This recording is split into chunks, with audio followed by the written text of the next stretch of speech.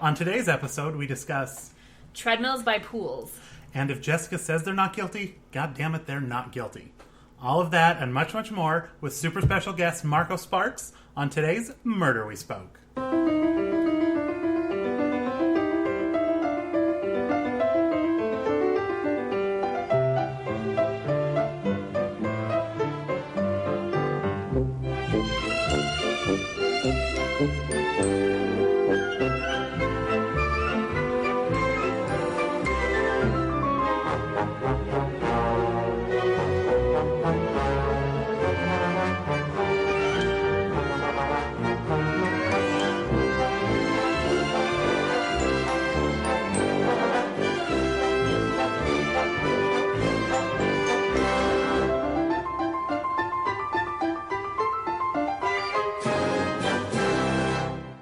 Okay, guys, welcome to the third episode of Murder We Spoke. It's only been three episodes. It's only two technical episodes of the show, too, which is great. Okay. Today we are covering Season 1, Episode 5, or Episode 8 on Netflix, because they don't know how to count, entitled Lovers and Other Killers. The original air date for this bad boy was November 18th, 1984. And I still was not born. Just want to say that. Oh, thanks for throwing that. I was almost 2. I was very close to being 2 years old. Okay. So, just real quick, just because it's only the third episode. Yeah. I'm Ben. I'm Melissa. And we are brand new watchers of this show. This is the third episode we've done, and only the third episode we've seen. So we're watching this show for the first time. Yeah, and usually Marissa's with us, but she couldn't. She had the other M. The other M. She had family issues. Yeah. But we have a replacement M. We have yet another M Yay! That we are so happy to have join us. He is the host of multiple podcasts. I realized when I talked to him yesterday, I was griping like, oh, we have to record 2 podcasts, and it's so much work. He records 3 podcasts, so yeah. Time Travel Murder Mystery, Greedo Shot First, which is a really good Star Wars podcast that I've been that I've actually started listening to, and is really good. It's okay. You know what? I don't want to get into. I almost got sidetracked, but I stopped myself. It's a great Star Wars podcast. Listen to it, guys. And then he also hosts Bros Watch PLL2, which is a wonderful Pretty Little Liars podcast that everybody should listen to. Ladies and gentlemen, it is Marco Sparks. Hey, thank you. Yay! Clap into the microphone. Yes, right next to the microphone. Love Make that sure. sound. Well, thank you for having me. Thank you so much for being on with us. I feel like I would have done a Murder, She Wrote podcast like long before I had the internet, if I was possible. I love this show. Okay, I was going to say, what's your history with Murder, She Wrote? So I was probably, I'm looking at the air dates, I was 3 when this aired, so I wasn't watching it when it was first on, but I don't know, somewhere like in my youth, in my teens, it was just something that was known. It was a known commodity on the Old People's Network, which was CBS. So I still think it was the Old People's Network. Correct. Not wrong. You're not wrong. I mean, the show, for all we know, might have still been going if CBS hadn't like moved it from Sundays to Thursdays to compete with Friends. I mean, it was such a juggernaut of a show. I saw that. I was looking at that, and I was wondering why. Because I've read like a little bit of the history on it, and it talked about how Les Moonves moved it to compete with Friends because he wanted to get rid of it, but it was this show that was pulling in 15 million viewers every Sunday. So why would you want to? Did they replace it with something on Sunday nights that was like better or like bigger eventually? Not to my knowledge. I have no idea. I just remember thinking, even as like I don't know how old I was, like a kid back then, but I was like, well, that's suicide. That's the end of that show. Because I mean, Friends was like massive, and it's just like it's like first or second season or whatever. But it was like the end of Murder, She Wrote. It was because it was like putting up this kind of older show. It was really kind of like 2 eras of television. Like Murder, She Wrote is like a completely different era of television than Friends. Like it was.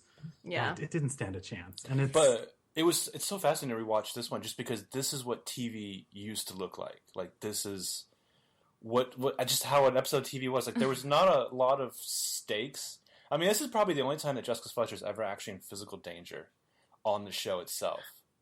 Oh, I was so curious about because I feel like getting thrown down a flight of stairs. Like if I in real life threw a 60-year-old woman down 2 flights of stairs, like conservatively 2 flights of stairs, she's not getting back up. let alone with just a bump on her head. No Come on. broken bones. Yeah, she fared pretty well. That is a straight, I have fallen and I am never getting back up moment. Exactly. She's feeding through a tube. She's in a wheelchair. But it still went for 12 seasons. I mean... And then TV movies afterwards. Oh, really? Yeah, there's like 4 or 5 TV movies because... Yeah, I can't wait to get to the TV movies. By the end of its season, or the 12th season, the show is in such a weird formula. Like, I don't know, it's... Weirder than it is now? Yeah, it's like... It becomes just like a soap opera, and she kind of, like, in like kind of Agatha Christie style, she'll show up, she'll solve some mysteries, she'll cast some judgments on some people, she'll try to push some young lovers together. This one is like Scandal City. I mean, like, everyone's like sleeping with everyone in this episode. It's she's not pushing young lovers together. She's pushing young lovers away in this episode. It's all she can do. Well, it's funny that since we both do PLL stuff, like, just compare this to PLL, where like it's all these horrible patriarchal men attacking these teenage girls with their desires they're trying to push on them. And here it's all like men trying to get after those older women. I know, it's awesome. They all just want to dip in Lake Jessica, and she will have none of it. Yeah, these geriatric sexcapades. Yeah. I've only seen the episodes we've done for the show, and it's all been like men. Jessica going to a different town, men wanting to get with her, and her saying no. I think that's basically the show. That's probably like in her contract. She's like, no, I have to turn down like good-looking suitors at least every other episode, or you can count Angela Lansbury out of this project. Angela Lansbury, sex kitten. Yeah. One of our coworkers did send around. He found a picture of her, like, basically just wearing a fur coat and like very scandalously doing like a high leg kick, and like she looks great. But if you ever really want to, well, for me it was challenging to watch her. It felt sexualized. Her workout tape. We have it on VHS. We just need a VCR. We don't have a VCR. It's very weird because I mean I understood when people were like, oh hey, that Jane Fonda's workout tape, that's really sexy. I got that. I understood that. But then like watching Angela Lansbury, who wasn't like young at the time, it was very uncomfortable. I just hope there's a lot of jogging in place with and the neck towels. Yeah. They're better than just so many neck towels. And like multiple layers of sweaters and sweatshirts, I feel like. Not just one, but multiple. Yeah. Well, yeah, I can't wait till you guys get to episodes that are actually set in Cabot Cove, which has like the highest murder per capita rate of any town ever. I mean, like, more people die in that town than like Detroit or DC or something. Like, there's only Rosewood, Pennsylvania. It's very similar to Rosewood. The number of people they do. Like each season, like maybe half the episodes are set in Cabot Cove, so you're looking at like a minimum of 12 murders a year in a town that has like a population of like less than 3,000. Yeah, that's insane. Like, that's got to be bad real estate. Maybe that's why it's just so cheap, and that's why they can only afford such an old bumbling sheriff. Because we've seen one episode set in Cabot Cove on our PLL podcast it was actually during this hiatus with Mrs. Grunwald. Yeah, she was in an episode from season 2, and so we put that in and watched those gorgeous blue eyes. She looks great. Dance around the screen for 45 minutes, and it was fantastic. Who was the sheriff in that episode? Was it Father Dowling?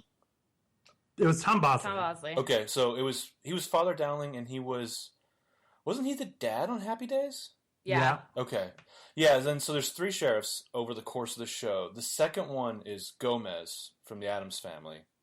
Oh, he was in that episode. Yeah. He's like the real estate agent who eventually becomes like the sheriff for a brief time. Is it like is he the same character? Do they, because I feel like going through like and just kind of researching what episodes we're going to watch for this podcast, it seems like they recycle actors a lot, but not necessarily recycling the same characters. He's actually, I believe, I've seen episodes where he's like her realtor, and then he's also like later the sheriff. But yeah, they recycle actors. It is frustrating as shit to me because they don't do anything to make them look different. It's just somebody who has the exact same face, but now like 5 years later he's a college professor where he used to be the young male secretary Lothario type.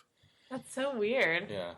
Now, can you tell us, is the guy in this, what is his name? David Tolliver. Tolliver. Does he ever come back? He comes back as a different character, yeah. Not as David Tolliver. Does he wear shirts that are just as tight and sweaters that are just as His Cosby-esque? sweater game was on point. So, I loved his sweaters. I did some minor research on Andrew Stevens, the actor, who he's like one of those guys, like his IMDb is just like tons and tons of shit. Like he did an episode of Columbo, he did an episode of Love Boat, he did an episode of Silk Stockings.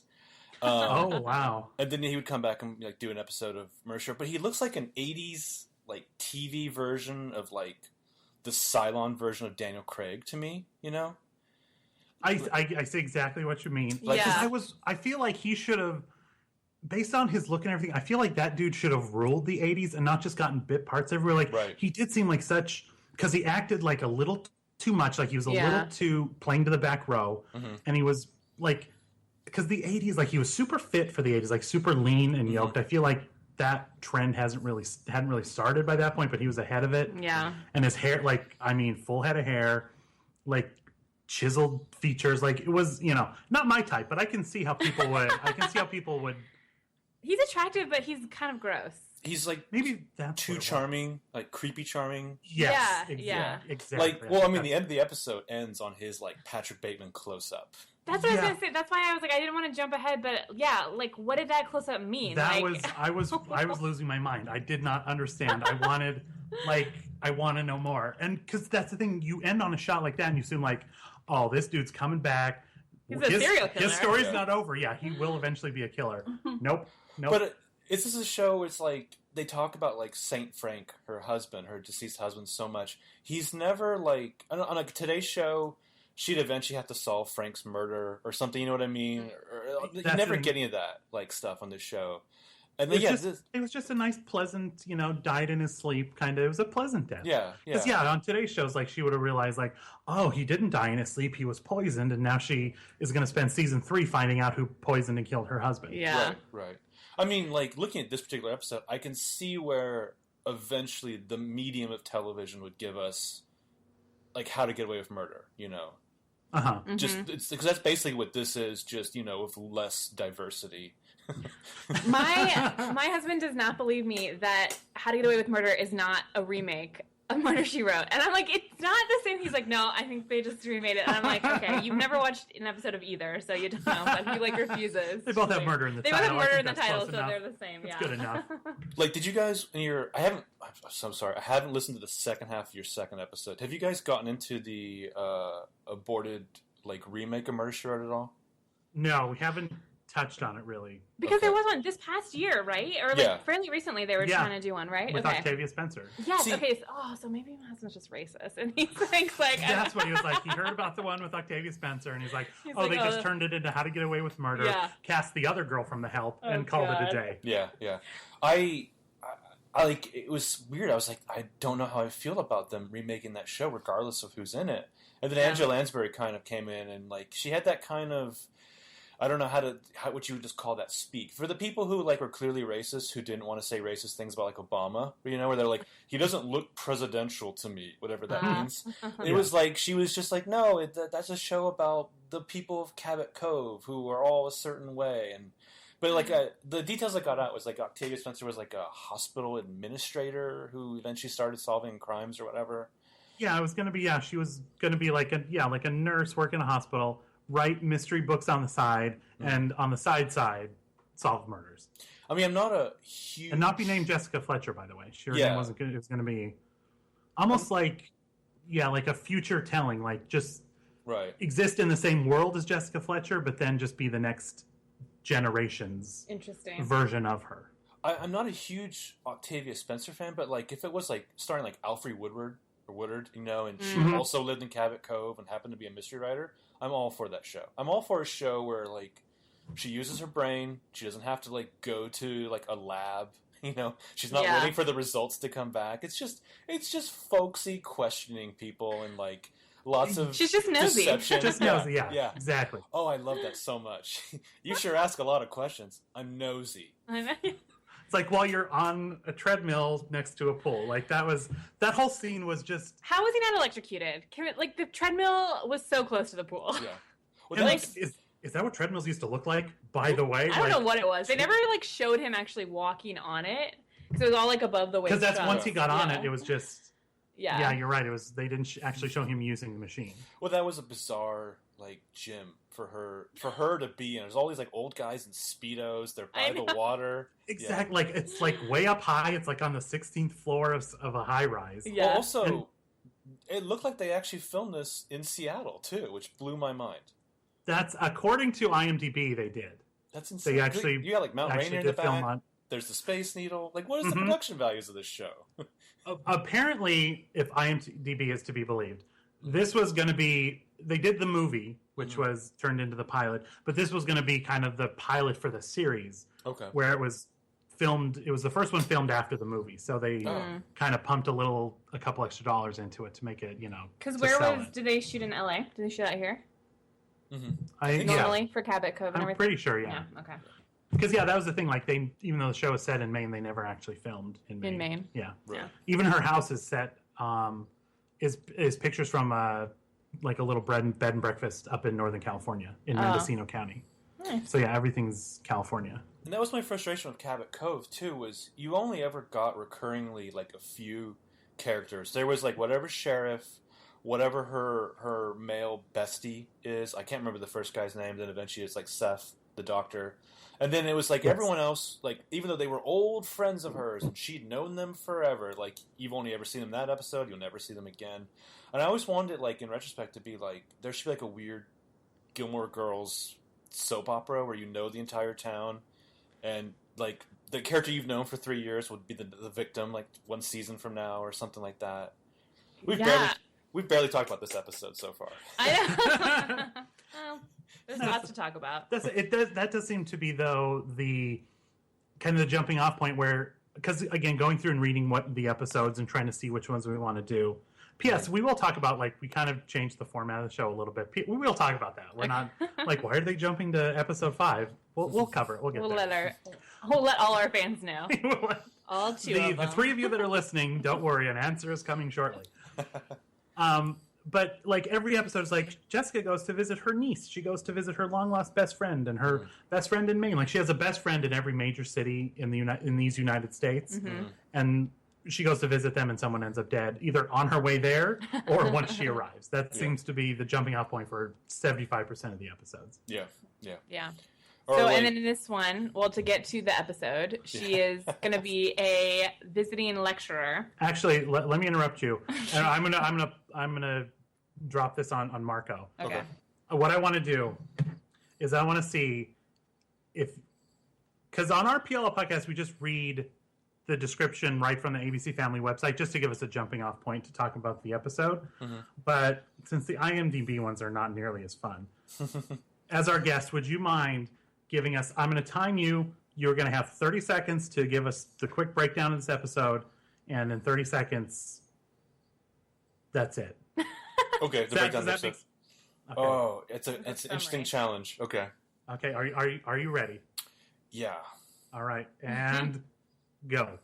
So Jessica's going to be a guest lecturer on the request of her friend, who is a former friend of her and her husband, who also used to run Mission Impossible, who is the dean of a Seattle university, which is possibly the horniest town in America, according to this episode, where she runs into the Patrick Bateman-like young man who lusts after older sugar mamas, and people start dying. I don't know.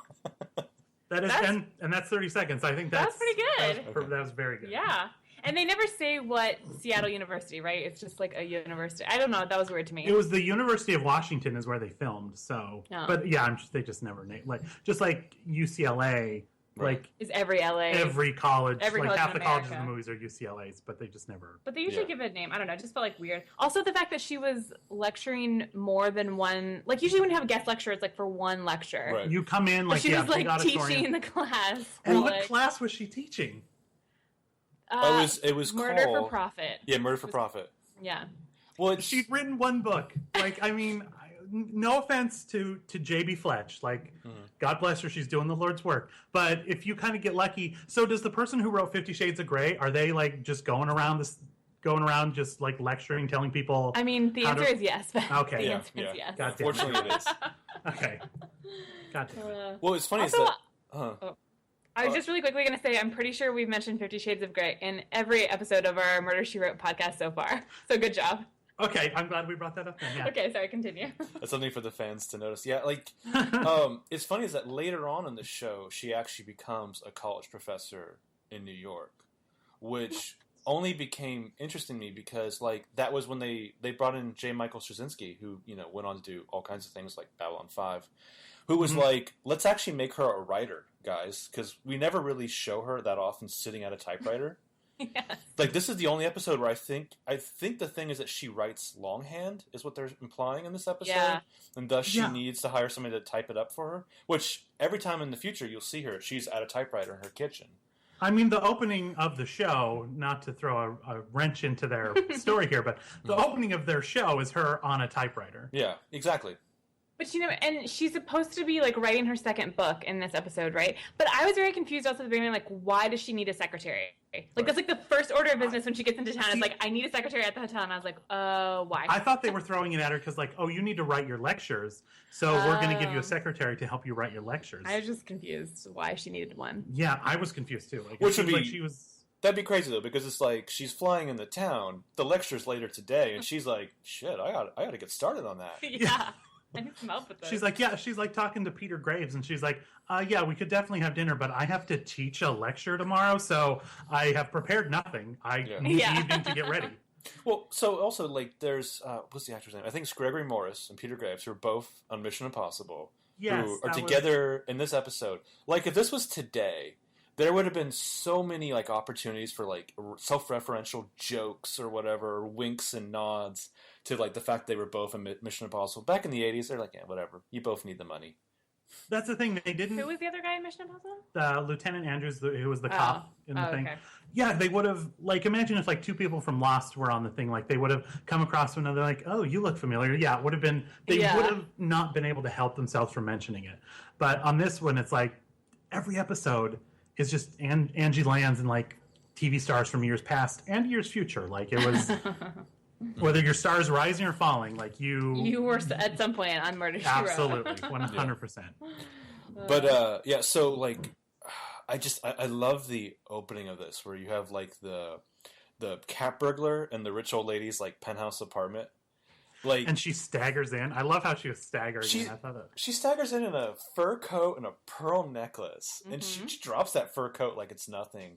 Like, she is proper rich. I mean, she reminded me so much of like Ray Fiennes' like Lovers in the Grand Budapest Hotel. You know? Yes. Yeah, that's a good description. I wanted David to be like, she's dynamite in the sack, darling.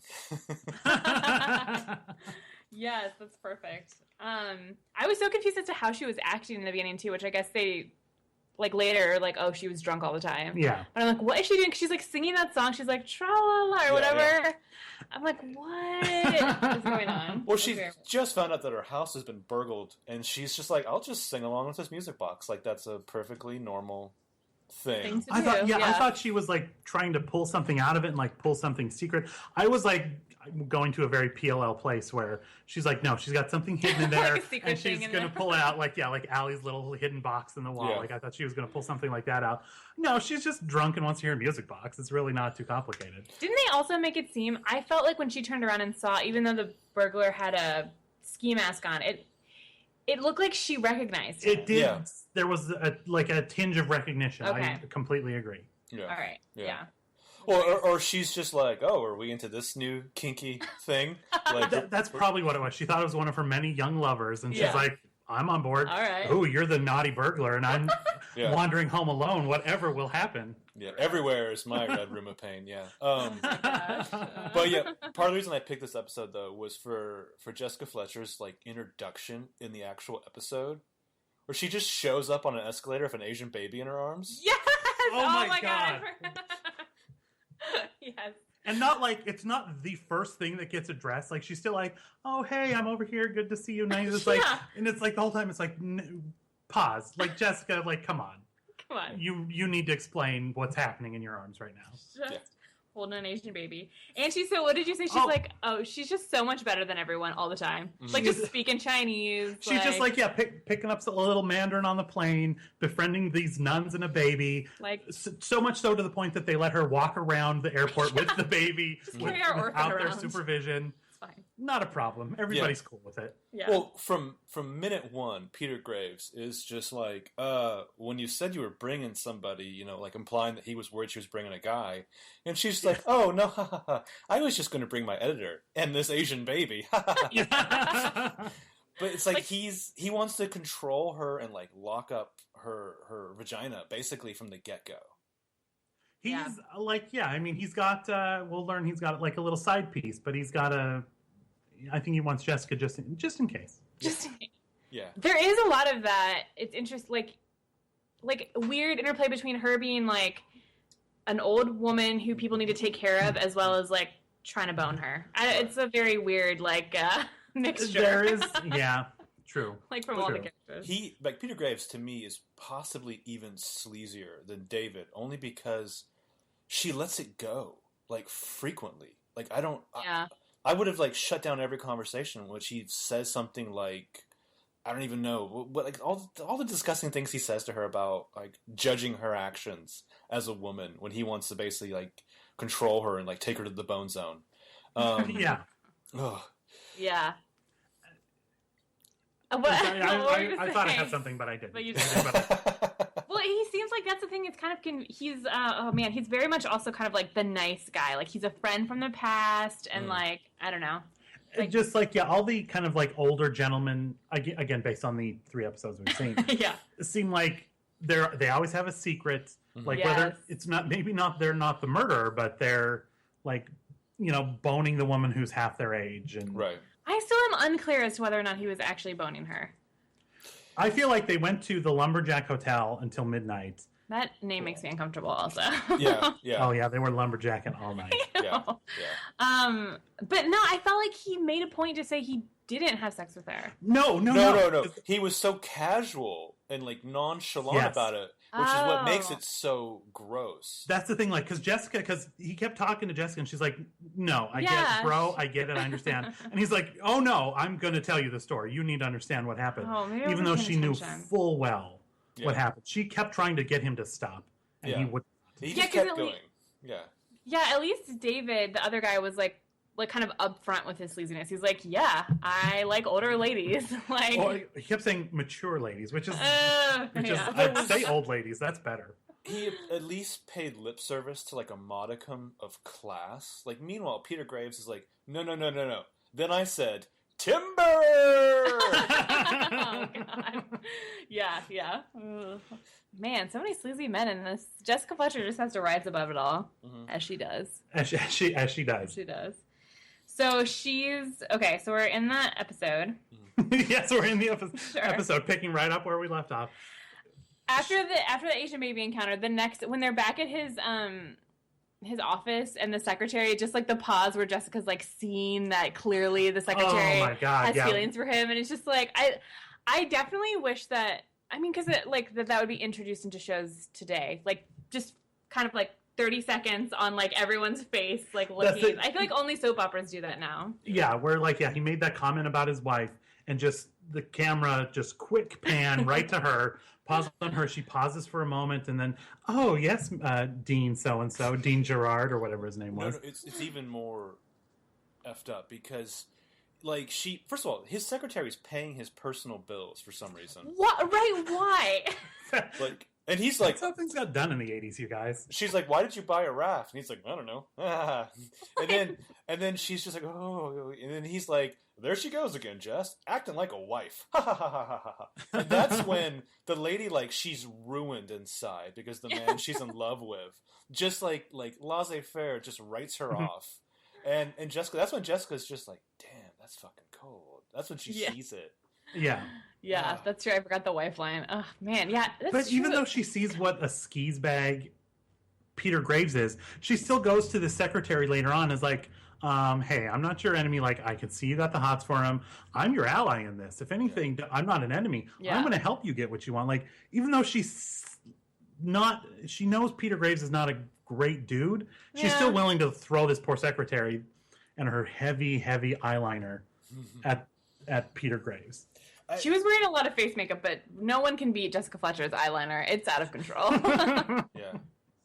I don't know. I think that secretary was her eye makeup, like the clumps. Had they not designed clump-free like mascara and stuff? Yeah, because I feel like she had like 4 eyelashes that were like, composed of the 50 that she used to have. They're just clumped together. It was, Aww. and her hair was. I thought she was pretty. I disagree. Her hair was. I think the secretary for her age was pretty. Yeah.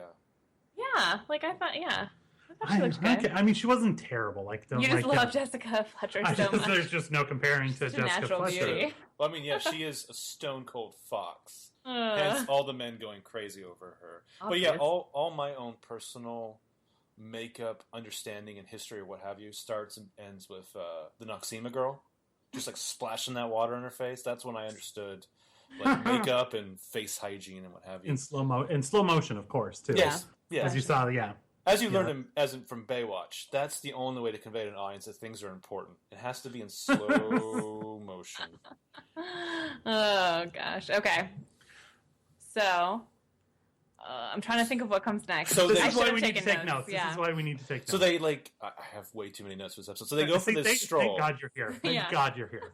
They go for this stroll, and like he starts instantly on the. Oh, by the way, back when you and Frank and I were all friends or whatever, like you made the wrong choice. You should have gone for me. Yeah. Just after she had started like saying nice stuff about Frank and like kind of like reminiscing. Yeah. And then he has to go and shit all over it. Be like, yeah, not cool. And then immediately, like, she changes it to, like, by the way, Amelia, your secretary's in love with you. And he's like, what? LOL. I don't care. Yeah. Oh, he was, 100% uninterested in that. He didn't want a piece of that. And it was such a weird conversation, too, because it was like, and just the end. Like, they talk about it for like a second, and then they're somewhere else. Yeah, they transition to some, right after it's like, I want to see the rest of that conversation. She just brought up, like, the elephant in the room. Right. But he's like, meh. Soft fade, next scene, we're done with that. Is the next scene where the guy comes to be her secretary? Right. No, yeah. She's like in her jammies and her bathrobe and her hotel suite, which is like the size of like 5 of my apartment. Yeah. I mean, like, the kitchen is bigger than my apartment in her hotel room. Yeah. She sold a lot of books, you guys. She sold a lot of books. Well, they never talk about, I always love, because it's on the board, I know I'm jumping into the lecture, but her first novel was called The Corpse Danced at Midnight. Mm-hmm. And they never talk about, like, she's always like this, like, folksy, greatest generation kind of lady. They never talk about, like the macabre side of her that must love murder and crime. And, like, when I look at her, the character, I never pictured this is the woman who's, like, taking a shower one day and it's like, you know what would be a great title for a book? The Corpse Danced at Midnight. Fuck yeah. Yeah. It's very weird. That's a very good point. Like, people just like, oh, it's just like that old homespun wisdom. But like at a certain point, it's like you have to be trained, like, or know psychopaths like on a certain level. Yeah. Like this is like, I mean, maybe I've just been watching too much Hannibal interspersed with Murder She Wrote, but like this is some Hannibal Lecter shit where she's just dialed in with these murderers. Yeah. Like she is like 100% empathy and just knows exactly what they're thinking, how they're feeling, what makes them tick, and she knows how to get them to trip up. Well, they never do that thing where they strongly imply that like the shit that she encounters, because wherever she goes, there's a dead body that shows up, as if she might as well be the murderer. But like they never imply that she draws on that for her books. There always seem like there's still original creations, which amazes me. Because I mean, it should be more like the exploration of a writer, because the writer's always working. They're always looking around, looking at the world, and somewhere in the back of their mind, wheels are turning, something's being churned into future work. Not for her though. Like No. That always amazes me. Like anyway. Even at the end of this episode, when David's like, am I going to be a character in your book? And she's like, yeah, you probably will. And he's like, am I going to be a victim? Am I going to be a suspect? And she's like, I don't know yet. And it's like, why don't you just write about what just happened? Like, how do you not know? Oh, no, but she's like, I'll use you, but who knows how? We have to come back to that moment after we've discussed the rest of the episode, because that moment is, I had completely forgotten about it. It's so brilliant. And I wish the show had continued from there, like with that kind of intensity. Because it makes intense. it makes a lot of sense what you're saying. That this was like the second pilot, because the show just vanillas itself up after this in a way. I mean, there's some ludicrous moments. The episode following this one is about a killer car, like a killer robot car. No joke. Oh yeah. So take note of that one. We'll be covering that one, you guys. No. So it's like I really wish they had kind of continued on like in a somewhat similar vein to this episode, because it's just human stuff and it's dark as fuck. Yeah. Even though she rises above. Yeah, it was very real. It was like people screwing around on their wives. Like the professor and his wife, maybe going to give it another try because of what Jessica did. And then like the other guy, like his wife died, so he's finding everyone. Like it was very like real, as like kind of bonkers as it was. It did have like a real feel to it, because it was like that's what people do, Yeah, like all the stuff.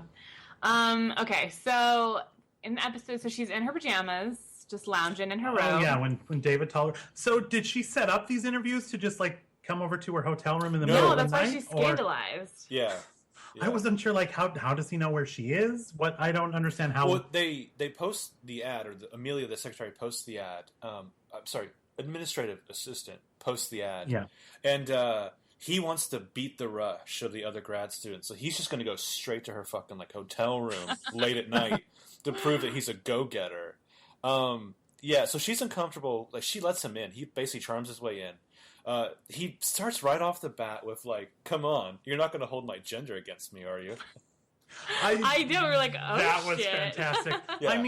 I mean, Marco can attest to this as a white male. Like, it is hard to get your foot in the door, and you have to prove once you kind of get it in, you have to work harder to prove yourself, because he had to jump through a lot of hoops to prove that he was just as good as a woman and could do that job just as well as a woman. And you know what? It's about time someone stood up and really put the white men of the world. Yes. Yeah, what I've discovered is that what people love to hear is us white guys talking about how hard it is for us white guys. It's a hard truth that no one wants to talk about, but goddamn it, it's time to take a stand. Good. I mean, he says it in this like patriarchal, like lady killer, pun intended sort of way, where he's just like, "Hey, I've got a penis and I'm pretty used to getting what I want." Yeah. I mean, even the way it's like so creepy, the way he's even like typing and looking at her, and like that scene, I agree, was it's like weirdly sexual, and he's just typing because he's basically like, "Look how good I am at multitasking with my hands." So I was like, okay. And then he like records everything she says, like takes down like. And again, like, oh yeah, she said 2 sentences, and you remembered that. Oh, hold on, I actually like paused to write down the dialogue. So yeah, he wants to show, because she's uncomfortable with the idea of a young male secretary. So he wants to show her like how goddamn good he is. So he's like, he hands her a magazine. He's like, pick any page. She picks a random page. He like sits down at the typewriter, humble brags that he's like self-taught secretarial skills. He can talk. He can flirt. He can schmooze. He mostly works asking me what school I went to. Yeah. He mostly works for ladies because only ladies will hire him. And she's like, "Oh, I wonder why." And he's like typing up everything that he sees on the page. So she scans the work and she's like, "Oh, this is good," But she's like, which she says exactly, "This is really, really very good, but I've never worked with a secretary before of any sex. And believe me, this has nothing to do with your skills, but I would just feel more comfortable with an older woman." So, like, because he's still a dick and he's, like, not used to the word no. He's never heard that before. No. He's writing down, and he reads back to her, "This is really, really very good, but I've never worked with a secretary before any sex. And believe me, this has nothing to do with your skills, but I would just feel more comfortable with a younger man." And she's like, "Oh." And he was fully erect at this point, and he was ready to show her exactly. Let me show you more of my skills. But she handled that really well. Like, she should have slapped him and like sent him out of the room at that point. Yeah. But she kind of laughed it off. She was, she's a classy lady. She wasn't. Well, but to add like insult to like 100 injuries there, she's like, "Okay, you got the job, but wait a minute. Do you want the job? Don't you want to come hear my lecture?" And he's like, "Actually, I only read Kurt Vonnegut or Herman Hesse, so no." Oh, that's I was like trying to figure out. I heard Vonnegut, and then I didn't understand what he said with the other part, and I was that's like, the thing okay, when he said that. I was what like, did he just call her like? I thought he just like, did he just insult her like, yeah, your dime store trash has no draw to me, has no appeal, so you can teach your little class. Because as a grad student, he of course pronounces Herman Hesse's name wrong. And then I love the fact that like he's like reading Slaughterhouse-Five and Siddhartha is really the key to all the old ladies that I scam on or whatever. Mm-hmm. Yeah. Obviously. He was such a creep. He was a creep. But it was also because I had only seen, like, because in the pilot / movie episode, she's got that nephew. So I thought it was going to be, like, kind of that relationship again. Like, obviously, like, oh, he's a stranger and he's good looking, blah, blah, blah. But, like, you know, she's kind of, like, the aunt or the mother to this young guy that, like, gets suspected of murder. I thought it was going to be the exact same thing. So that's why I was like, I don't know, it was, like, a weird dynamic, too. That's true. I mean, it was, because he was, like, brought in for questioning, like, 2 hours long. Like, the only difference was, like, he wanted to skeet with Jessica. That was the only difference. Stop it. That's the only difference. Well, yeah, that's what makes this episode so, like, such an oddity, like, such a wonderful oddity, because he's not Grady. Grady is, like, this helpless, like, kitten who I don't know how Grady survives, like, walking down the street. It's thank God he's got, like, his fiance du jour or whatever. But this guy is like, Jessica, I do need good mothering in the bedroom. Yes. Yeah. But then there's her lecture. Her lecture is amazing. Yes.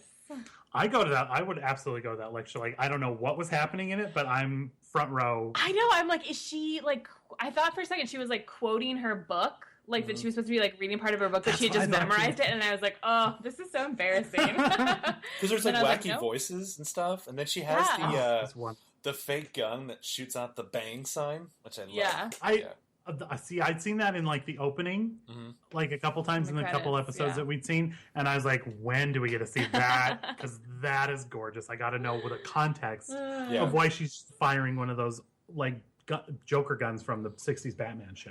Yeah. So she was just, like, coming up with her own story. Like, she's teaching them how to write a mystery novel. I don't know if she's teaching them how to write crime novels or just how to use your brain to figure out things. But I love that the seminar is called Murder for Profit. It did seem like she was trying to, like, not so much teach them how to write, but how to be, like, a busybody and go around and solve crimes. Like, it's like how to live like Jessica Fletcher. It wasn't about how to write like Jessica Fletcher. How to solve crimes like her. Also, there's only, like, 40 people in that room.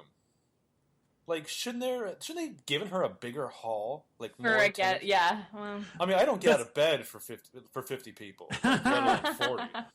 Because she is, like, in the show, like, she is recognized constantly. Like, she is. That also, I mean, I guess it's the 80s, so I don't know, people read more. Did they? I don't. Pre-internet 80s. Yeah, so they knew what authors looked like. I don't, like. That's the thing. I mean, I don't know what John Grisham looks like. I couldn't. I've read a couple of his books. If I saw him walk down the street, I wouldn't lose my shit. But you know, who I just thought of is, like, Jessica Fletcher is Mary Higgins Clark. Have you ever read? Do you know who that is? I know it is, but I've not read. Oh gosh, I've read like all of her books. Okay, anyways, you've seen the pilot. You've seen how good Jessica Fletcher's press was. The weird, like, NPR radio interview where the guy, like, couldn't give a shit that she's in the room or whatever. Yeah. Oh, that was lovely. And then the hardcore feminist who praised her for making the pregnant ballerina the killer in The Corpse Danced at Midnight. Okay, so she's giving this awesome lecture, and then afterwards, this guy comes up to her. Another professor. Yeah, which I didn't catch the first time around. I didn't either. That was confusing me. Well, because because there are a lot of people. Just like in the next scene when she's teaching, she's asking questions of people, and the students in there range from people that look like they could be in college to 50-year-olds wearing T-shirts that are like, I don't know, like the craft services guy. We just need a butt in the seat. Yeah. Terry, we just need a butt in the seat. Just put on this T-shirt, sit down and shut up. That's all we need. We just need to fill the scene. We spent all our money on like plane tickets to Seattle. Now we just need people sitting. The other professor, who I'm just going to go ahead and call Byron Montgomery at this point, he comes up to her and he actually describes her lecture as mind-boggling. It was mind-boggling. Yes. I mean, like, my mind was boggled. I mean, yeah. There's no better word for it, frankly. And then he says he's married, or his wife Emily loves her also, and then we see this, like, hot blonde in the doorway of the room, like, waiting for him. Yeah, like he signals, like, "Oh, I've got to go." Yeah. I don't know. Put it in her. I don't know whatever he's signaling. His piece on the side there, who I couldn't get out of my head. She's wearing sunglasses. She doesn't take off. I don't know if you've seen it, but she looks just like Debbie Harry in Videodrome. Like she looks exactly like that. Oh, yeah, But I yeah. can see that. I can Yeah. see But that. he's just like, yeah, my wife in this, she's a huge fan. My wife. Oh, look, it's the woman I'm having an affair with. Yeah. Whoops. Yeah. Which he basically says, like, he's loud and proud, like, not Not doesn't, subtle. I mean, doesn't really care. Yeah. Well, to whom Jessica calls her a cute little number. Who is that cute little number? She says. And was like- I just realized that then the dean comes down and she's like asking, does he see her, Lila, at that point? He pretends to be like oblivious to it. That's right. Okay, Yeah. that's because it was like the whole That's the thing. Like, I was confused because there's Emily, Lila, Amelia. Like, we need to pick names that are a little less soundies the same, Right. Because Ben can't keep up. So he runs off to go with her. But the dean, that's who the dean was. I guess Yeah. not having an affair. He was this. always her, always So it was all. always Lila. The blonde. Spoiler: everyone is having an affair with Lila. Yeah. Okay, she is the focal point. Yeah. Okay, so, and was she the one in the bar? Bar, then? yeah. Okay. In that great outfit. Wow, that was let's talk about that outfit for a second. Like I with loved it. the braless like spaghetti strap, like she was looking good. Yeah. That was great. working. But again, the hair was a little stringy on her too. She seems mousy. very stressed out. Is that what it was? The stress was I think kind of it was getting stress. to her. It was, like, Okay, stress sweat, I mean yeah. that's fair. She's got an abusive husband that she's trying to get away from. She's carrying on like not only is she banging the dean, but she's also like when she gets done arguing with her husband, goes and sits down, is mid beer with some other random dude in a suit. Yeah. So like she's she's stressed. Like she obviously, I think, did she work in that bar? That's what I thought at first. I got the vibe like she was working there, but if she's sitting down having a drink, perhaps that's not true. And she wasn't. Was she actually having an affair with, or a relationship with? David, no, Okay, they were just friends. He paid her. that's right. He paid her later on to be his alibi. Yeah. In PLL parlance, I believe Lila is what you would call the village pump. Yeah, so then they go back to we go back to Jessica's hotel room where David's presumably been left there to do the typing for her, but like when she walks in, he's on the couch like reading her book. Like he's lowered himself. Yeah, he's lowered himself. Like he's lowbrowed himself enough to read her like pulp airport novel. Yeah. We find out that she's paying him $5.60 an hour. I don't know what minimum wage was in '84, but that is chump change. Minimum wage, we were actually just talking about minimum wage was in 2001 when I had a minimum wage job was $5.25. So minimum wage like in the mid 80s. He's doing pretty good. She was paying him well. Especially for a part-time grad student. Yeah. To just lounge around in a hotel room. And she gave him the business when it's like, but he clocked himself out. What do you say? Early, it was off the clock hours ago. Yeah, I've been off the clock for hours. Well, it's I finished a long time ago. Yet another humble brag about how fucking good he is.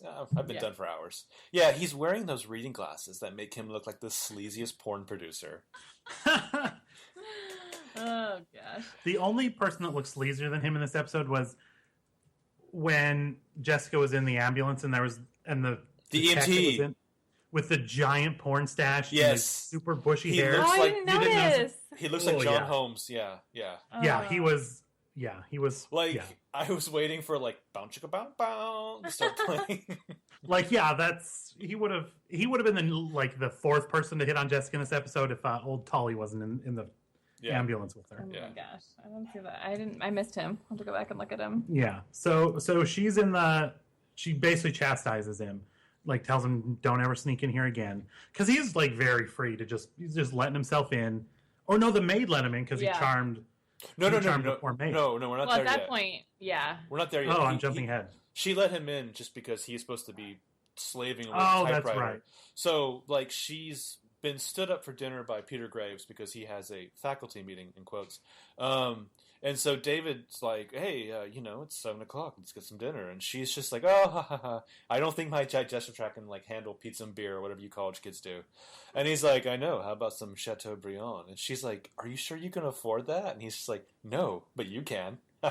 And and suddenly his motives, as if they weren't crystal clear before, come into just absolute 2020 focus. Yeah. Like, yeah, okay. Like, oh, right. Because have they hinted at the fact that he was banging the old woman that died at the beginning of the episode? No, we don't know their connection yet. They haven't hinted at that yet? Yeah. Okay. No. Yeah. So, then they go to dinner. Yeah. Because right after the joke about, clearly I'm only wanting to do this because you have money, smash cut to them, at dinner. Mm-hmm. Are going to pay for everything.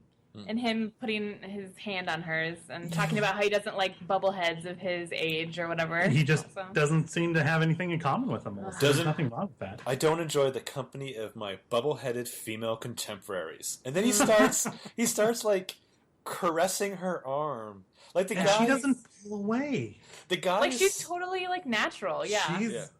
She's calm and composed. Like I was expecting her to like pull her hand away, but she is. You cannot fluster Jessica Fletcher. She's used to it at this point. You know what? That's probably this is where you throw like a drink in somebody's face. But like exactly, the guy is such an odious sleaze that I actually kind of love it. Like because it's so apparent though. Like he's not. It's not like shrugged away like Peter Graves. Like he wears that grossness. Like almost charmingly. But yeah, this cougar hunter is like trying to turn JB Fletcher into like a cradle robber. So he makes this mention that he's not exactly hurting for cash. So we like cut to him then like with his like roll of bills that he's like peeling off for the valet and his little red Porsche. And I think it's a Porsche. I'm not very good at 80s like vehicular penis metaphors. But she says something to him like, that's a very nice car that you drive. And he's like, I know. It's a reflection of the man. Like, clearly. Clearly, without a doubt. Yeah. You just burned yourself and you don't even know it. Dick. The only thing that's left is for this guy to tell her, like, frankly, that age ain't nothing but a number. Yeah. But that was probably in the script, and they're like, they got the writers convened, and they're like, too obvious? Okay, we'll scrub that. Everything else, we're leaving in, but that's a little too on the nose. Yeah. So then, like, Lieutenant Andrews from the Seattle PD shows up, and, like, I love it, like, these cops are so straightforward. He's just like, look, this old woman, Alison Brevard, got killed. The woman from the beginning of the episode. We think you did it. We're taking you in. That's the end of the story. But when he comes up to say that, he never says that. He just says, "Oh, she was found and robbed," and both Jessica Fletcher and David have blank faces. And the lieutenant never says like, "We think you did it," or even says, "We know you knew her," or something. Like it's just like this weird. And there's like, okay, this old lady died. Guess I better go to the station. I don't know. It's very strange. But it's very, like, but his whole demeanor, though, I think is pretty apparent. Like, it's not like, hey, man, you want to come in for just, general questioning? It's just like, listen, scumbag. Yeah. I'm taking your ass down to the station. Yeah. Like, back when cops were cops. Yeah, exactly. Well, they weren't the tender things they are today. Because it's so, like, obvious what's happening, and then they cut to them walking out of the police station later, and David's like, oh, it's just routine, and Jessica's face is like, nothing about that was routine. Yeah. She knows how cops operate. She knows 2 hours is a little too long. Yeah. I also like that because she wrote a murder mystery, she knows, like, cop procedure. Like, you could write a murder mystery and the cops would not be involved at all. Like, in any of your character. Yeah. Like, that's what's so funny, but no, she knows. Do you think, like, she has a reputation, not only has this woman written a best-selling murder mystery, she solved, like, 8 murders. Yeah. Do you think, like, that is part of it, or is, like, they just go in fresh, like, they know her from her books, but they don't know her from her crime-solving? This would be the point in the show where I could see, like, the anonymity of her skills. Like, by season 10, when she should have been on the cover of, like, Publishers Weekly every fucking month because she solved yet another fucking murder. Like, cops should be begging her to, like, oh, thank God you're in town. I don't even care if you weren't staying at their home when this guy was murdered over the weekend. I need you to solve this crime for me. But, like, I always love... You'll get that later on the show. They'll be, like, whatever the random cop of the episode will either be like, oh, I've read your books. I'd love to get your input on this murder. Or they just be like, hey, lady, fuck off. Yeah. Most likely the latter. Yeah. So she does write more books later on in the series. Like, we'll see her, like, she publishes more books? Or it's just implied? She publishes more books. On Wikipedia, I want to say they have a list of the books that she's published that are mentioned in the show. Okay. It's like 30 or so. Wow. We were talking the other day, Ben and I, about how... So after season 5, when Angela Lansbury wanted to leave the show, she secured this deal where she would only have to appear in like maybe a half or 2/3 of the episodes each season. And because she has all these weird recurring male, I don't even know what they are, like suitors / friends / detective guys, like they would just be, here's an episode about like Jerry Orbach's character solving a crime, or here's an episode about this like what was his name, Michael Haggerty. He was like a spy who solves mysteries, or there's a guy who's like a former jewel thief. They're like friends of hers, and it like has nothing to do with her, even though it's called Murder, She Wrote. And she'll just appear at the beginning and the end of the episode. And there's at least one where she's just like, hey, this is a story I wrote. And it's like this story that she wrote about a not very interesting cop solving a crime. Weird. Wow. Yeah, and then after a couple of years, people were like, we don't like this. We're watching Murder, She Wrote for Angela Lansbury. Like, stop showing us this lame Irish guy, trying to solve crimes. From Scotland Yard. Yeah, I watched in preparation for an upcoming episode. We're actually going to get to see Michael Haggerty. Yeah. On 2 episodes from now, we're going to get to see him, and he's kind of like, she knew him from Scotland Yard. They had worked. I don't know, like the first time. Is it the first one of him? Is it the first one of him? Because the first time she meets him, she doesn't find out. I don't think Well, I don't want to say anything. Never mind. Because you're about to. I think it's the second time because they like run into each other, and then she's like, "Oh, good to see you," and he like is hardcore hitting on her. Yeah. No surprise. Obviously. Trying to, he's like, wants to join the Mile High Club because they're getting on a plane, whatever. It's super creepy. But yeah, we do see him, but they talk about how they'd met before. So, like everything else on the show, like, is it something we saw in a previous episode, or is it they're just going to reference them to having been friends for years, even though we've never seen him before? I believe that his first episode is like their first meeting. Okay. There's other of those type of characters where she, I believe, is like, oh, I've known them for years. And it's like, when? Where the fuck did they come from? Yeah. You were just like a housewife and like substitute teacher in Cabot Cove, Maine. Yeah. When did you meet this former jewel thief? Yeah, and it's season 7. Like, how come you've never mentioned him before? Right. The Michael Haggerty episodes, it's like you're watching Charade, only instead of Audrey Hepburn and Cary Grant, it's Angela Lansbury and this Irish guy. Okay, you sold it really well. Like, yeah. I think that sounds. So anyways, yeah. So like her and David, they leave the police station. He's like trying to tell her that this is perfectly natural. Cops do this all the time. Don't even worry about it. She is so fucking keyed into being a sleuth that she can look in the rearview mirror for 10 seconds, see that the car behind them is starting up their headlights, and she's like, "Boom, they're gonna follow us." And sure enough, they do. Of course. She's ready. She knows. Yeah. She goes into a room, immediately identifies all the exits and what everyone is wearing. Yeah. So where do they go? Like, once the guy's following him, and she somehow sees in the rearview mirror, even though she's not driving, she sees the car. Is that just the end of the scene? And then she runs into the cop the next day. She goes looking for him. That's right. In the coffee shop. Yeah. Presumably, David takes her back to her hotel. Who knows what happens the rest of that night? They make out in the car for 20, 30 minutes. Yeah. Then like the next day, because she's not a fucking idiot, she has some questions. She goes back to the police station. She finds the cop, and he's flat out like, "Hey, get a different boy toy." Yeah. Like, stop cradle robbing of this particular guy. He's bad news. Yeah. And she sets him straight. She's like, "Yeah, I met him." Again, I love her, this whole little thing, because she's like, you don't know anything about me. He's innocent, by the way. P.S. I've only known him for 2 days, but I'm still sure he's innocent. Yeah. I'm not banging around with him. Right. How dare you make such implications? Her spidey sense assures her that he's not the killer. That's the thing. And if there's one thing, again, 3 episodes in, but if there's one thing I'm sure about the show, if Jessica Fletcher insists someone in it is innocent, you bet your goddamn bottom dollar they are innocent. Yeah. Okay, hard break. Sorry, guys. Melissa and my audio got a little garbled at this point, so we had to stop, fix a few technical things, and jump right back into it. So we will now magically transport you to where the conversation picked up. Sorry about that. Her whole meeting with Lieutenant Andrews, like, he's just had enough. So he just, like, gets in the car, like, drives off. And with her hand, like, that was such a great...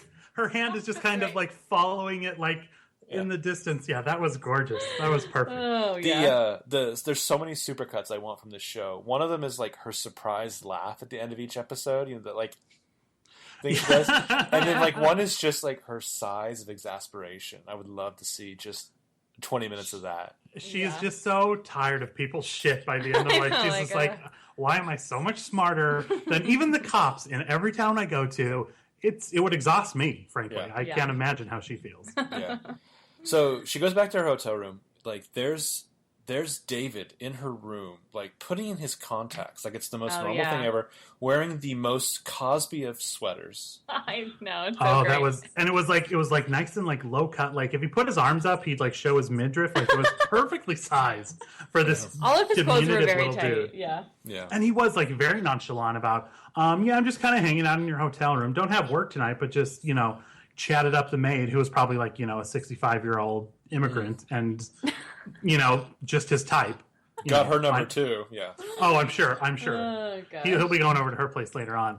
But chatted her up, got in the room.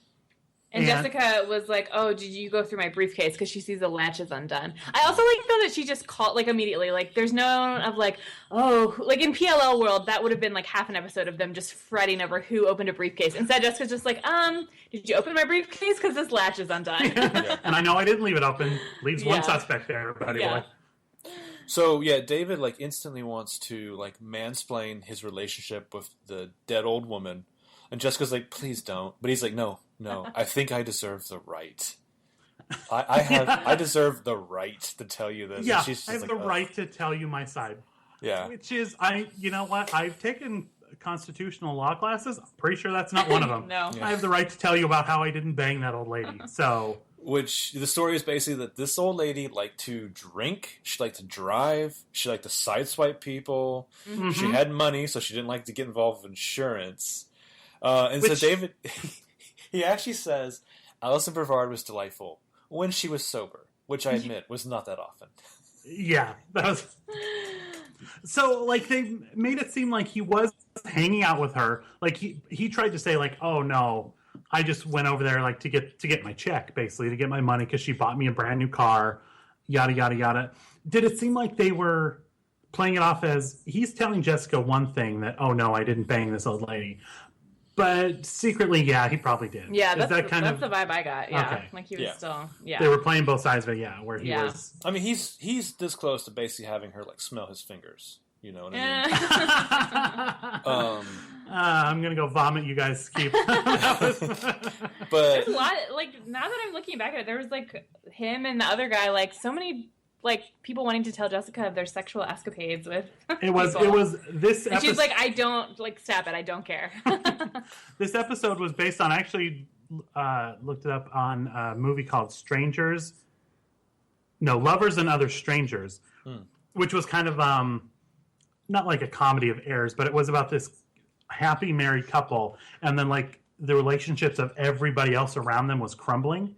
And I feel like they actually kind of captured that really. Like Jessica was the stable one who like had her shit together, and everything else around her was just crumbling. Even people that looked like they had it together were like, they were not. It's funny that it's like really episode 2 is based on something else. It's based on a movie. Yeah, it's based on a movie. Okay, great.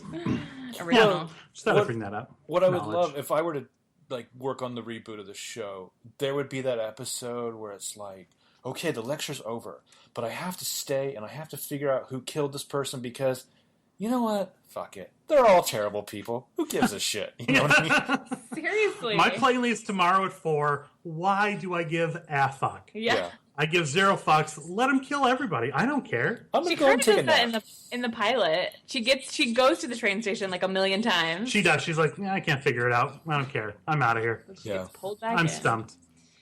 Okay, so then, but she tells, so that she's like, I don't want to work today with David, and tells him to leave her hotel and never come. Don't let yourself back in my room again, asshole. Yeah.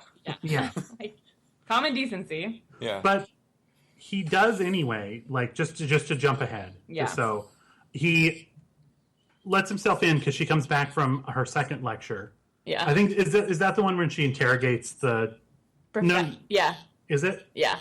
Because we only see 2 lectures, I think. Yeah, so that's the one where she's interrogating him because she learns that he is screwing around with Lila. Mm-hmm. So we've skipped over. She does go meet Lila at 10 p.m. on Tuesday, like in a warehouse. Oh yeah, when any other woman her age has been in bed for 3.5 hours, she's going to the meatpacking district or wherever the fuck that is. The chick calls her up and says, I knew this guy. I can be his alibi. You need to meet me at this abandoned warehouse at 10 p.m. tonight. And Jessica's like, fuck no. And the chick hangs up. And then that's when her like crazy husband that we talked about, like he shows up and they like this is like the carbon copy of so many bad marriages over the course of the show. But so unfortunately, for some reason, Jessica then takes a taxi at 10 o'clock to this abandoned warehouse. Yeah. No backup. Like, very PLL. Like, no weapons, no backup. Didn't tell anybody where she was going. Yeah. This is right out of the PLL playbook. Mm-hmm, mm-hmm. So she gets to this warehouse. She hears a noise. It's empty. She's calling out. Finally, she hears something. She looks over. There's Lila. She's like staggering forward, gasping for breath, falls over dead, like bullet wound in her back. Yeah. Which is like, I don't think like you see that in movies or TV shows anymore. I always kind of miss that, the like dead stagger into the. I guess there was like an episode of iZombie not long ago that did that, but like other than that, you don't really see that anymore. So the cops show up. You need to watch that show, Ben. Tell Ben he needs to watch iZombie. You need to watch iZombie. It's like Veronica Mars but with zombies. Yeah, it's fun. Okay, fine. You guys, I'll watch it. Okay. Okay. Yeah, the cops show up. They're like, pick up that like pretty boy, cougar hunter. And then the other cop's like, well, no, actually, he's been at home all night. And they're like, fuck. They pick him up anyway. Yeah. They're like, oh, well. Screw his rights. They pick him up. He tries to put it off on the husband, who is blind, jealous, crazy, which is a great way to describe somebody who threatened to kill her a dozen times. I feel like we're like speeding here. So then she tries to go to the dean's office to talk to him, but it's just Amelia. This is when she has that whole like, look, Amelia, I'm not a rival. And Amelia's like, I don't know what you're talking about. And Jessica's like, look, blind people know that you're in love with this guy, okay? Dogs on the street know that you're in love with this guy. And I thought that, like, he just needs a good optometrist. I thought that. Yeah. But it was so funny how, like, quickly Amelia turned on her, too. Like, she's like, day 2, like, fuck you. I was wondering why, like, Jessica, again, like you said, like, she just calls it out. Like, she doesn't have time for your bullshit. Yeah. Because when she started, giving her the cold shoulder, I was like, what did she ever do to you? Like, you guys were super friendly when she first met. But Peter Graves was there the first time. That's like okay. Like they're old friends, so she has to play it nice. But now that it's just these two girls, she can be like, "Fuck you, bitch! I'll slit your throat before I give him up." But Jessica's, which is exactly what her eyes were saying. Yeah, Jessica's just like, "Look, I'm a friend. I want you guys to get together, even though he's clearly a scumbag. I don't even know why we're friends, but you should totally go date him or whatever."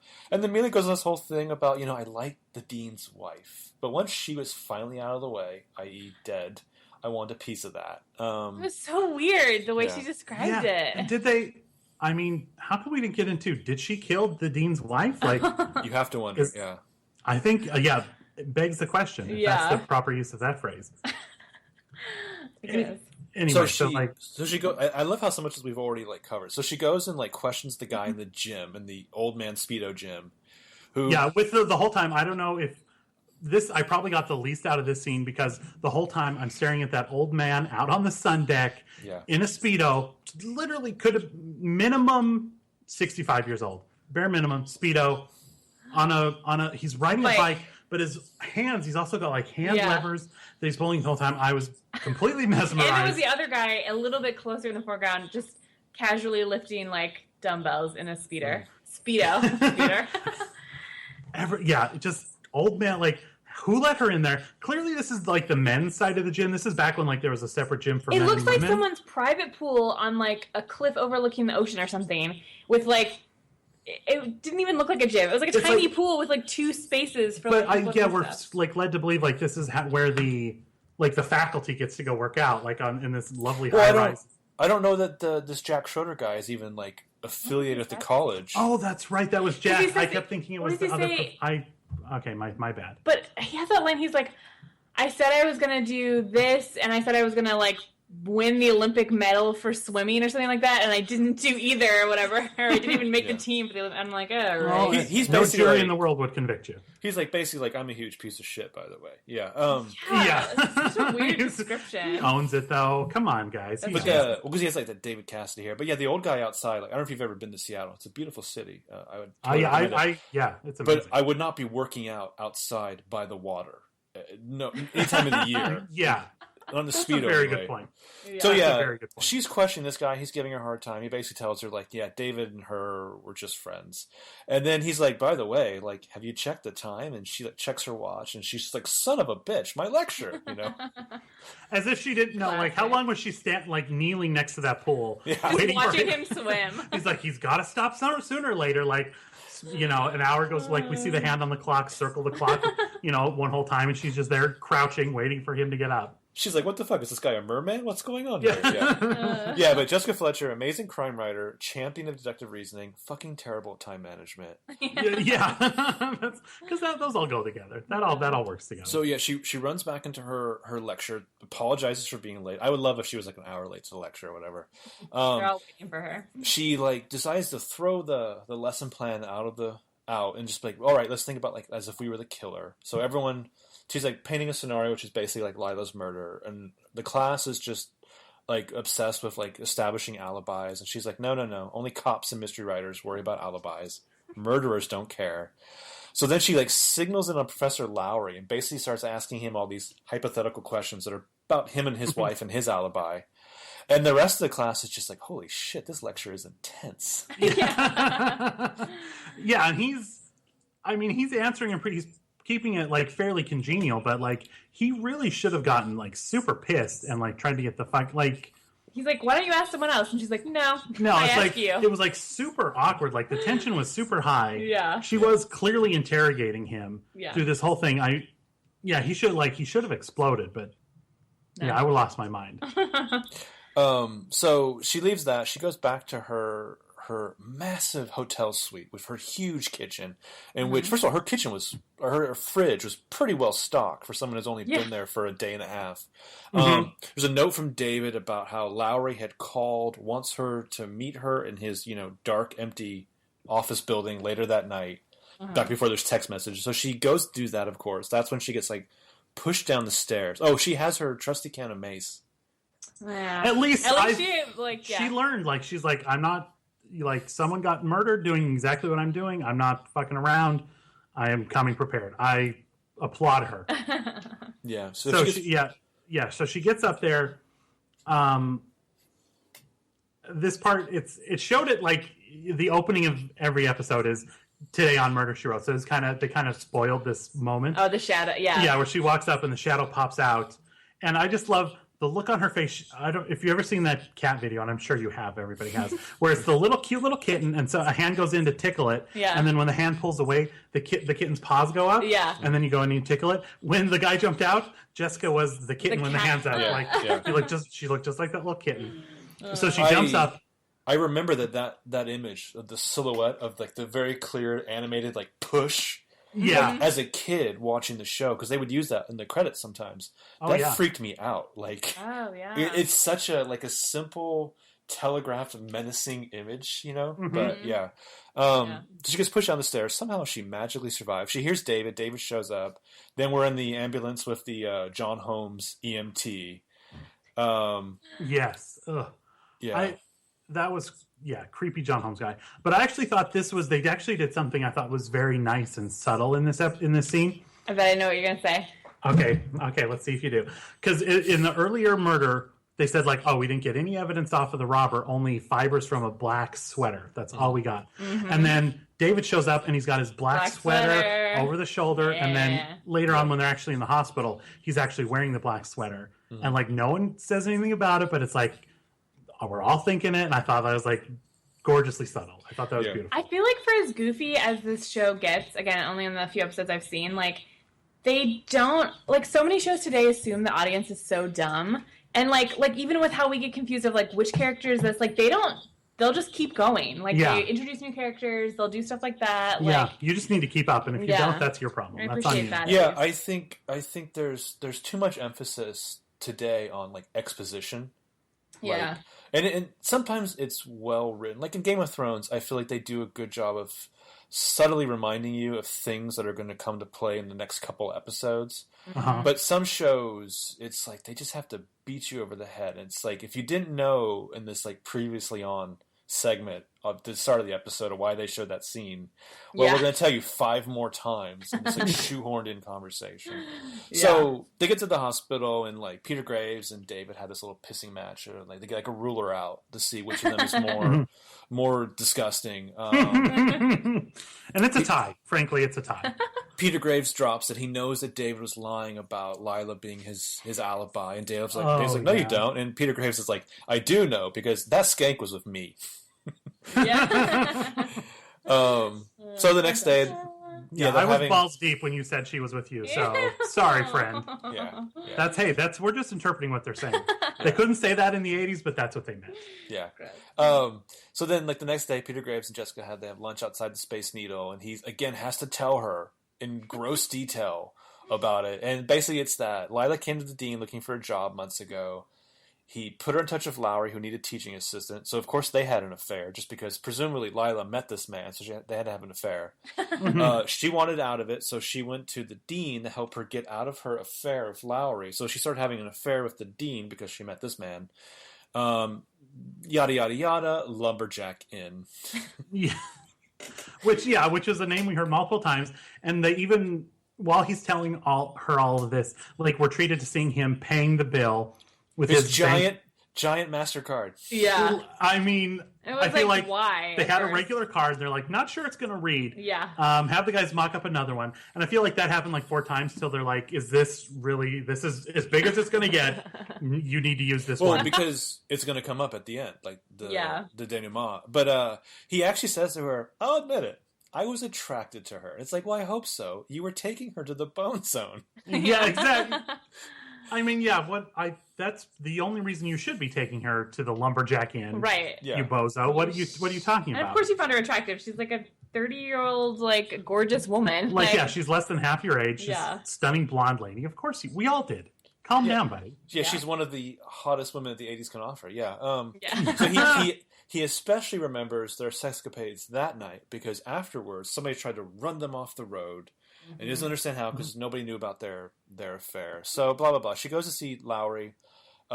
She apologizes for putting him on the spot. And he's like, no, it's good. Shook some sense into me. I talked to my wife about the infidelity. Now we're going on a vacation for some reason. So she tries her move, which is to lie to him about something, about his car. Mm-hmm. And he's just like, I don't know what the hell you're talking about. So she's like, okay, so obviously you're innocent. The cops tell her... he drives a yellow sedan.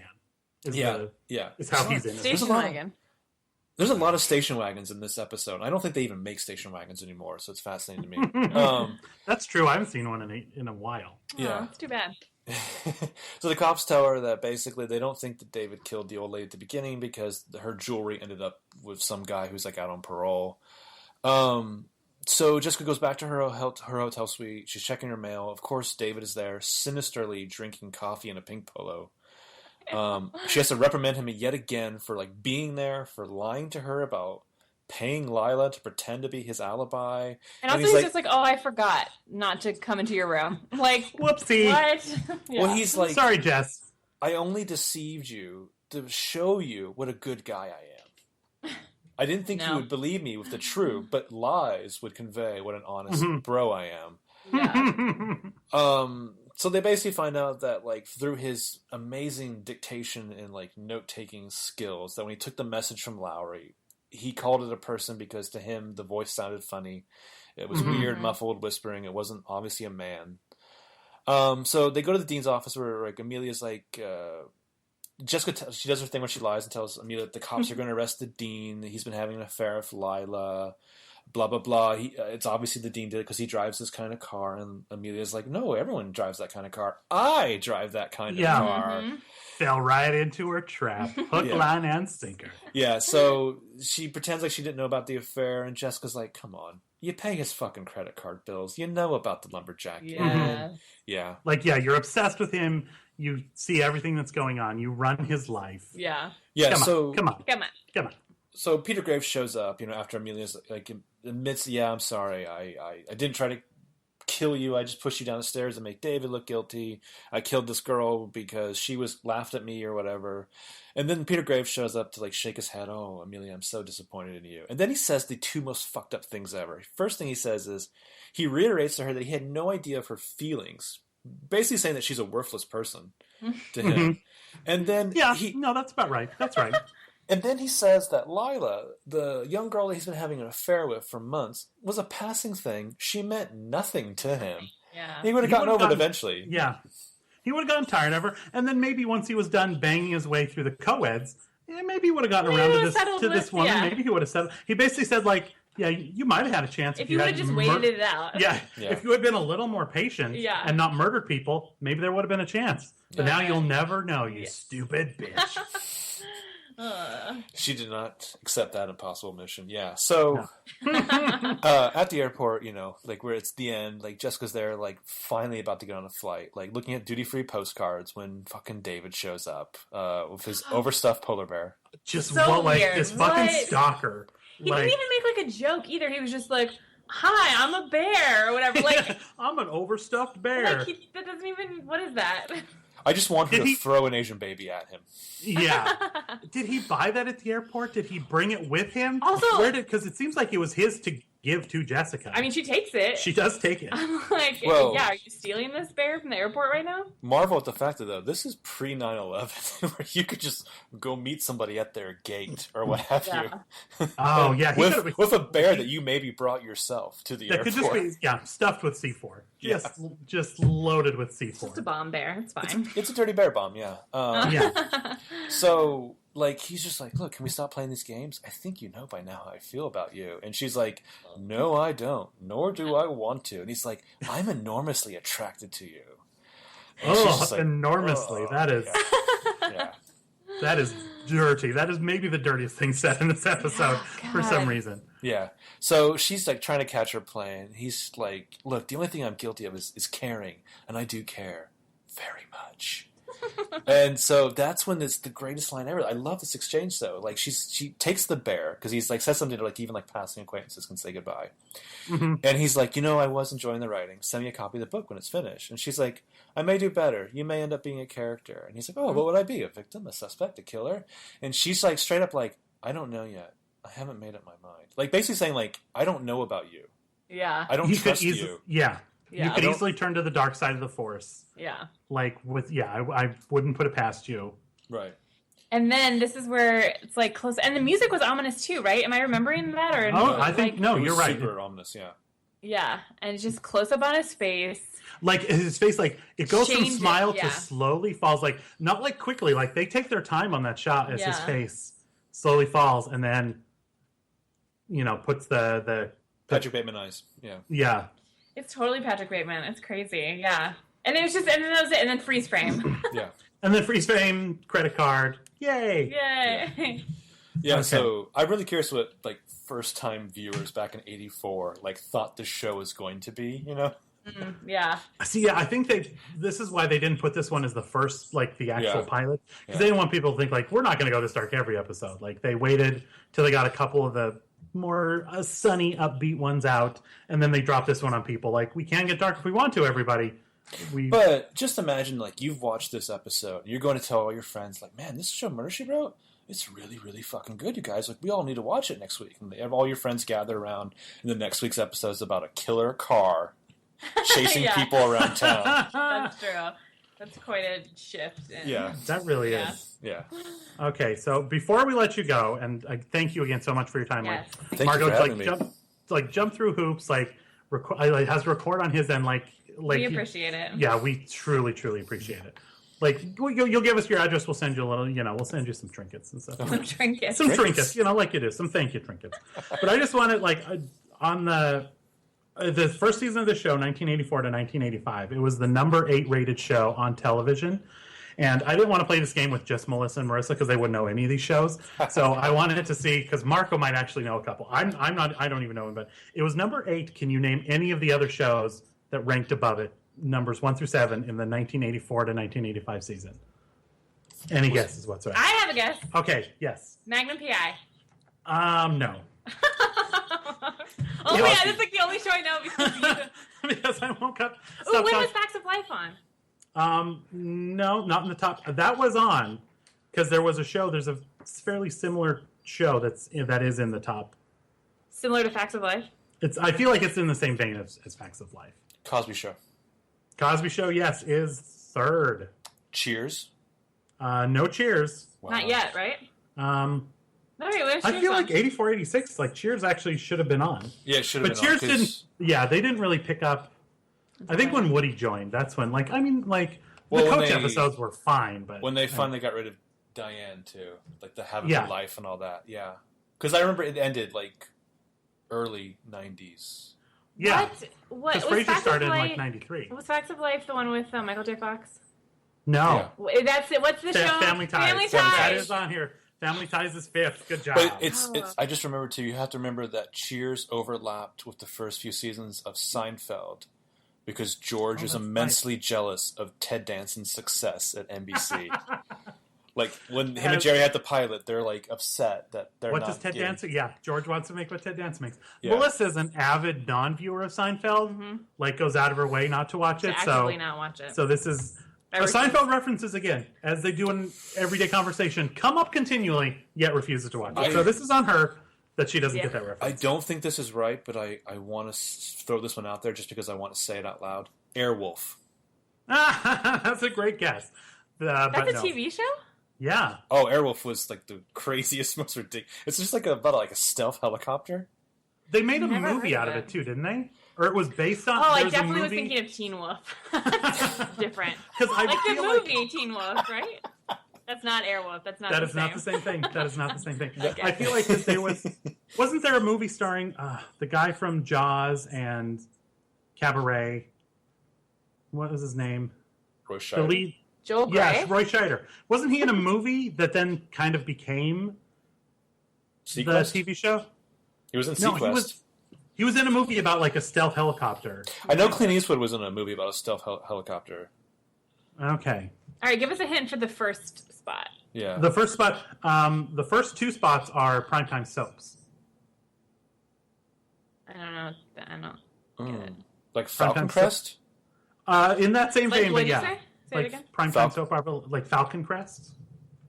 Dallas. Dallas is number 2. Knots Landing. No, Knots Landing. Oh. Anybody? Fame. Going once, going twice? No, give us more of a hint. Why do I want to get this so bad? Dynasty. Yes. Yes. Oh, nice. I'm amazing. Wow. Nice. Congratulations. Thank you. Oh, wow, this is a... Okay, we're going to close strong. Melissa guessing at the top show of 1984, 1985. It's not going to get better. So again, Marco, thank you so much for joining us. Thank you. We do still have to quickly explain the format of the show. Guys, we're not going in order anymore. Oh yeah. Just heads up. Sorry. We'll say our proper goodbyes in one moment. Sorry, it's okay. I'm scatterbrained. We did the math, frankly, and if we did every episode once every 2 weeks, it would take us over 10 years. So we're not going to do that. But what we are going to do is tackle the 10 best episodes from every season. Yeah. And we're going to kind of jump around. Like this week we did season 1. Next week we're going to do season 2. In fact, next week we'll jump around, but we'll go in order of seasons. Like right? we're going to, exactly. So we're going to kind of do a good one from season 1, a good one from season 2. In fact, next time in 2 weeks, you guys come back here. We're going to be covering season 2, episode 9, entitled "Jessica Behind Bars," where, he knows. So you all can play along at home. And Jessica visits a women's prison, gets caught in the middle of a riot. I can't wait. Adrienne Barbeau may or may not be in this episode. It's very exciting. You don't. Cool of course you hand, don't. Jessica Fletcher. So that's what we're going to do. So if you guys have episodes you want to hear, tweet at us at Murder We Spoke. Email us, murderwespoke@gmail.com. Let us know your suggestions. And because, we're compiling the list now. We don't know what we're kind of week to week in it at this point. So if you have suggestions, please let it be known. All right. And that's all I have. Marco, do you want to let the good people know where to find you, how to get a hold of you online, all that good stuff? I would just say I primarily do a podcast called Bros Watch PLO 2, so if you're so inclined, check it out. I hope you enjoy it. And, we're on Twitter. Yeah, that's all I got. Yay! That's good. All right, thank you so much. Thank you. You're welcome back anytime, frankly, because you made our jokes really easy. Like you're on top of your shit. It makes us look really bad. So maybe you're not. Maybe you can't come back because you make us look bad. Anyway. All right, guys. That's it. We'll see you next time. Bye. Bye-bye.